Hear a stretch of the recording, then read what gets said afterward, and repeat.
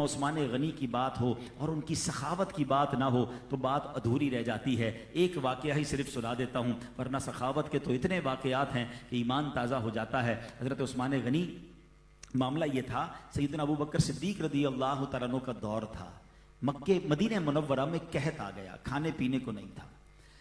लोग सैयदना अबू बकर सिद्दीक की बारगाह में गए और कहा, हुजूर खाने पीने को कुछ नहीं है और लोग भूखे हैं, मार्केट में अनाज भी खत्म हो गया है। हज़रत अबू बकर सिद्दीक रदी अल्लाह तआला अन्हु फरमाए, घबराओ नहीं, अल्लाह करीम है, शाम तक कोई इंतजाम हो जाएगा। जब शाम हुई तो हज़रत उस्मान गनी रदी अल्लाह तआला अन्हु बहुत बड़े बिजनेसमैन थे, इंपोर्ट करते थे, सामान मंगवाते थे। तो आपके यहाँ 100 गल्ले से लदे हुए ऊंट आ गए। यानी आज की जबान में मैं कहूं कि शहर भर में अनाज ना हो कराची में और किसी व्यापारी के पास 100 ट्रक अनाज आ जाए, अब बताइए उसकी तो मुनाफली हो गई ना। जिस रेट में बेचना है, जितना मुनाफा कमाना है, उसके तो मजे आ गए कि शहर में किसी के पास नहीं, सिर्फ मेरे पास है। ऐसा ही हुआ। पूरे मदीने मुनव्वरा के जो व्यापारी थे, जो ताजिर थे, वो हज़रत उस्मान गनी के घर पहुंच गए। कहा, हुजूर ये आपका सामान आ गया है, मदीने शरीफ में बहुत ज़रूरत है, आप अपना अनाज हमें दीजिए, हम मार्केट में सेल करेंगे। आपने फरमाया, चलो मेरे घर के अंदर आ जाओ। हमारे पास भी कोई बड़ी डील होती है तो हम कॉन्फ्रेंस रूम में ले जाते हैं ना, मीटिंग रूम में। हज़रत उस्मान गनी भी घर के अंदर ले गए। फरमाया, बताओ कितना प्रॉफिट दोगे, कितने में खरीदोगे? एक ने कहा, हज़रत आप 10 के 12 ले लें, 20% प्रॉफिट। दूसरे ने कहा, आप 10 के 13 ले लें। आपने कहा, नहीं मुझे और मिल रहा है, 14 ले लें, 15 ले लें। मल्टीप्लाई करते गए वो। हजरत उस्मान गनी फरमाते हैं, मुझे 1 का 10 मिल रहा है, कोई है तुम में से जो मुझे इससे ज्यादा दे सके? Everybody become shocked. कहा, सारे मदीने के ताजिर तो आपके साथ बैठे हैं, हमसे ज्यादा ऑफर कौन दे रहा है और इतनी ऑफर कौन दे सकता है?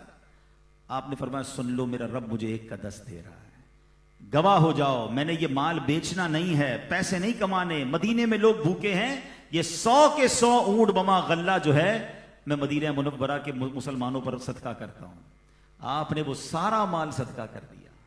अब जरा सोचिए ना, ये तो टाइम था पैसे कमाने का। अकल तो कहती ये तो मजबूरी से फायदा उठाना चाहिए था, उस जमाने के करोड़ों रुपए कमा लेते, मगर नहीं, हर वक्त पैसा नहीं कमाया जाता।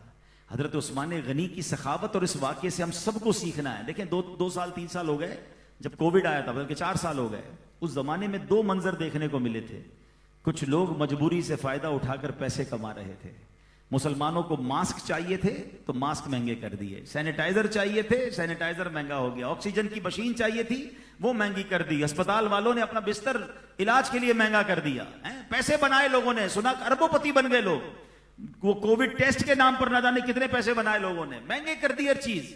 बदकिस्मती ये अनाज वालों ने अनाज महंगा कर दिया कि लोग बांटने निकले। यानी एक तरफ वो लोग थे कि लोग घर पे बैठे हैं, लॉकडाउन है, खाने को नहीं है, और ये चीजें महंगी कर रहे हैं क्योंकि मौका मिला था पैसे बनाने का।